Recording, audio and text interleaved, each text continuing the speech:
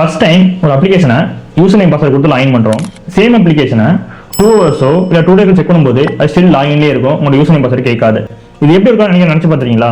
இதுக்கு பின்னாடி இருக்க சீக்ரெட் என்னன்னு இந்த வீடியோவில் பார்க்கலாம். இதில் JWT அப்படி கான்செப்ட் யூஸ் பண்ணியிருப்பாங்க. JWTனா JSON Web Token.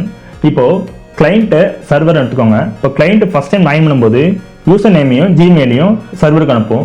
சர்வர் இந்த ரெண்டையும் வச்சு பேஸ் பண்ணி இதை டோக்கனாக கன்வெர்ட் பண்ணி திரும்ப கிளைண்ட் கிட்டே கொடுத்துரும். கிளைண்ட் இது லோக்கலாக ஸ்டோர் பண்ணிக்கிறோம்.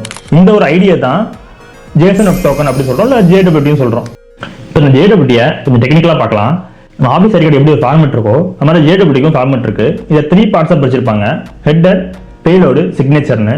இந்த ஹெட்டரில் அதோட டைப்பும் அது அல்காரிதம் இருக்கும். டைப்னா ஜஸ்ட் JWT மென்ஷன் பண்ணியிருப்பாங்க. அல்காரிதமில் இந்த டோக்கனை இதை யூஸ் பண்ணி ஜென்ரேட் பண்ணுறோம், இதை யூஸ் பண்ணி வெரிஃபை பண்ணுறோங்க மெயின் பண்ணுறது தான் இந்த அல்காரிதங்கிறது. Next payload.